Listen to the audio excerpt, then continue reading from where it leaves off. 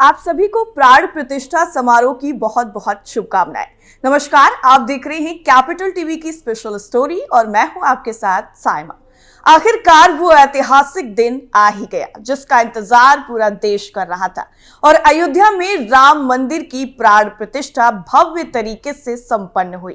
पूरा देश राममय नजर आ रहा है, लेकिन ऐसे में राम मंदिर से जुड़ी कई तरह की खबरें भी सामने आ रही हैं और कई तरह के सवाल भी लोगों के जहन में आ रहे हैं और वो सवाल पूछ भी रहे हैं। उनमें से कुछ सवाल राम मंदिर से आने वाले टैक्स को लेकर भी पूछे जा रहे हैं। तो आखिर राम मंदिर की वजह से कितना टैक्स सरकार के खजाने में जाएगा, सब कुछ आपको हमारी स्पेशल स्टोरी में एक एक करके बताते हैं।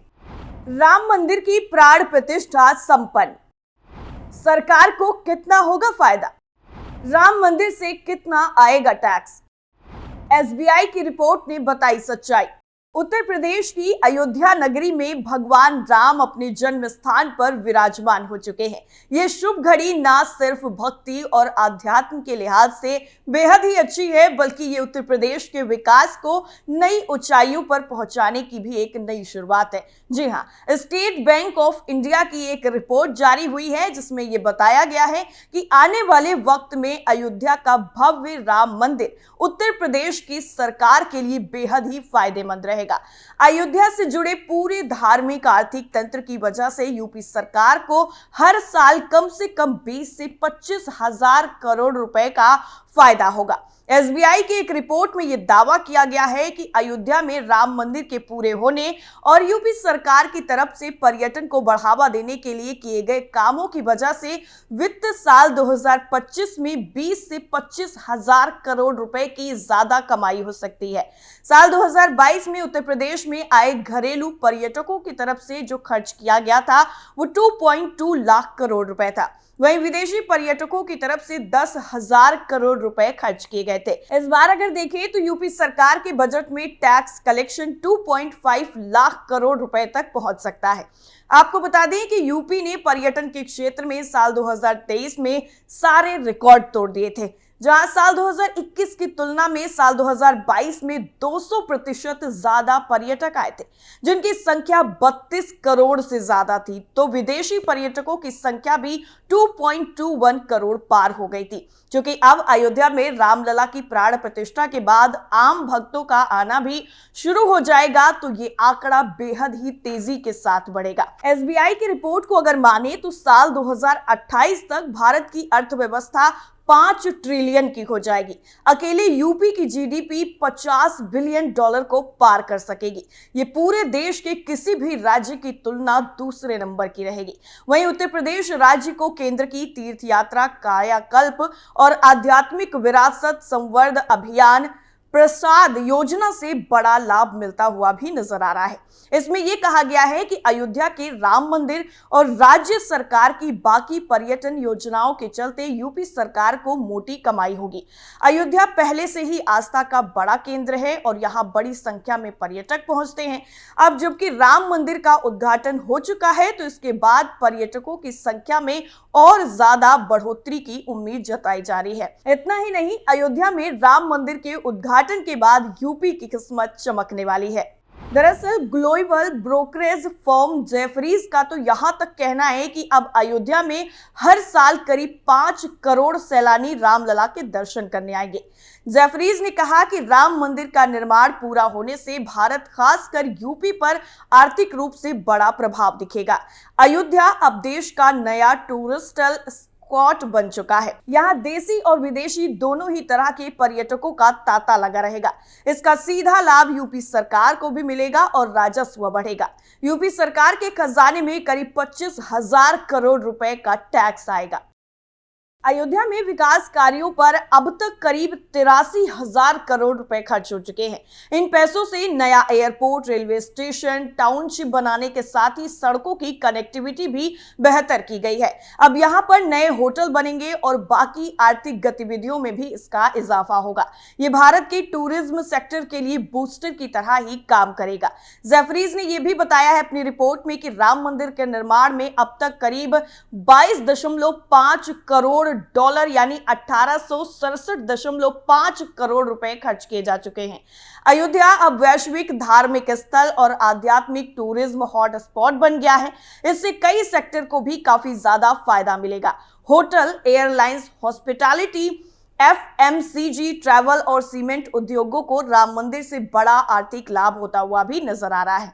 अयोध्या में एयरपोर्ट बनाने में अब तक करीब 1452.5 करोड़ रुपए खर्च किए जा चुके हैं, जो सालाना 10 लाख यात्रियों की क्षमता रखता है। यहाँ 2025 तक इंटरनेशनल टर्मिनल बनाए जाने की भी तैयारी है, जिसकी क्षमता सालाना करीब 60 लाख होगी। यहाँ रेलवे स्टेशन की क्षमता भी बढ़ाकर दोगुनी कर दी गई है। आपको बता दें कि अयोध्या रेलवे स्टेशन पर रोजाना 60,000 यात्रियों के आने जाने की क्षमता रखी गई है। इसके अलावा 1200 एकड़ में ग्रीन फील्ड और रोड कनेक्टिविटी को भी बेहतर बनाने का काम चल रहा है। भारत का पर्यटन उद्योग 8% सालाना ग्रोथ के साथ बढ़ रहा है। वित्त साल 2019 में जहां टूरिज्म सेक्टर ने 194 अरब डॉलर का योगदान दिया था, तो वहीं साल 2030 तक ये बढ़कर 443 अरब डॉलर यानी करीब 36.76 लाख करोड़ रुपए पहुंच सकता है। भारत की GDP में टूरिज्म सेक्टर की हिस्सेदारी 6.8% है, जो ग्लोबल औसत से करीब दोगुना ज्यादा है। फोर्ब्स ने साथ ही साल 2022 में भारत को 7वां सबसे खूबसूरत देश बताया था। इसके अलावा भारत में 42 यूनेस्को की वर्ल्ड हेरिटेज साइट्स हैं, जो दुनिया में 6वां स्थान रखती हैं। रिटेल इंटेलिजेंस फर्म बिजोम के आंकड़ों के मुताबिक राम मंदिर से लोकल कारोबारियों और किराना स्टोर के मालिकों को भी काफी ज्यादा फायदा हो रहा है। दरअसल स्थानीय दुकानदारों का मानना है कि प्राण प्रतिष्ठा के बाद अयोध्या राम मंदिर में 1.5 से 2 लाख लोगों के आने की संभावना है, जिसके लिए सभी दुकानदारों ने सामानों का स्टॉक बढ़ाना भी शुरू कर दिया है।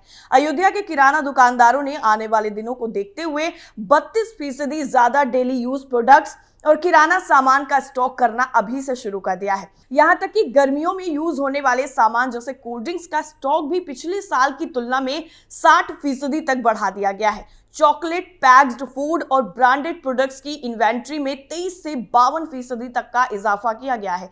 अब आपको बताते हैं कि आखिर बिजनेस को बढ़ाने के लिए दुकानदारों ने किस तरह की तैयारी शुरू की है। दरअसल ET की एक रिपोर्ट सामने आई है, जिसमें पार्ले प्रोडक्ट्स के senior category head Krishna Rao Buddha ने यह भी बताया कि फूड प्रोडक्ट्स की डिमांड में इजाफे की वजह से डिपो लेवल पर आउट ऑफ स्टॉक चल रहा है। उन्होंने ये भी जानकारी देते हुए कहा है कि टूरिस्ट और आउट ऑफ होम कंजप्शन की वजह से डिमांड में काफी ज्यादा इजाफा भी देखने को मिल रहा है। कंपनी इलाके में कम से कम 25% की ग्रोथ की उम्मीद कर रही है। दूसरी तरफ किराना दुकानों को आउट ऑफ स्टॉक का सामना ना करना पड़े, लगातार स्टॉक कर रहे हैं।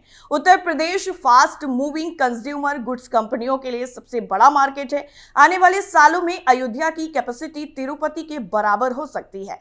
रिपोर्ट के मुताबिक अयोध्या की किराना दुकानों में खाने पीने के सामान के ऑर्डर्स में इजाफा देखने को मिला है। सबसे ज्यादा जो बढ़ोतरी है यानी जो इजाफा है वो पेय पदार्थों के ऑर्डर में देखने को मिला। रिपोर्ट के मुताबिक किराना स्टोर्स गर्मियों के लिए अभी से जुगाड़ कर रहे हैं, जिसकी वजह से इस कैटेगरी में 60% का इजाफा देखने को मिला। तो वहीं दूसरी तरफ चॉकलेट और कन्फेक्शनरी में भी 52% की बढ़ोतरी देखने को मिली, जो काफी ज्यादा है। ब्रांडेड प्रोडक्ट्स भी लगातार डिमांड में है और 30% तक इसका इजाफा देखा गया है। अयोध्या में काफी डिमांड टूरिस्ट और आने वाले भक्तों की तरफ से संचालित होने वाली है, जिसकी वजह से होम केयर प्रोडक्ट्स का स्टॉक भी स्टेबल देखने को मिल रहा है, जबकि पर्सनल केयर प्रोडक्ट्स के स्टॉक में भी 11% का इजाफा देखने को मिला है। सर्दियों का मौसम होने के बावजूद भी कोल्ड ड्रिंक जैसे प्रोडक्ट्स स्टॉक किए जा रहे हैं। इसको देखकर आप ये अंदाजा लगा सकते हैं कि आगे क्या कुछ होने वाला है। दरअसल डोमेस्टिक कंजप्शन में इजाफे की वजह से पिछले साल की तुलना में इसके स्टॉक में 110% का इजाफा देखने को मिला। पूजा में यूज होने वाली अगरबत्तियों के स्टॉक में भी 77% की बढ़ोतरी देखने को मिली। मसालों में भी 56%, तो नमकीन या फिर बाकी जो चीजें हैं उनमें 42.7% का इजाफा देखने को मिला। यानी कुल मिलाकर के अगर ये देखा जाए कि उत्तर प्रदेश में आने वाले वक्त में क्या कुछ बदलने वाला है, तो अयोध्या के अलावा बाकी जगहों पर भी इसका काफी ज्यादा बेनिफिट देखने को मिलेगा। हमारी स्पेशल स्टोरी आपको कैसी लगी कमेंट करके हमें जरूर बताइए। फिलहाल के लिए इतना ही। बाकी खबरों के लिए बने रहिए कैपिटल टीवी के साथ। नमस्कार।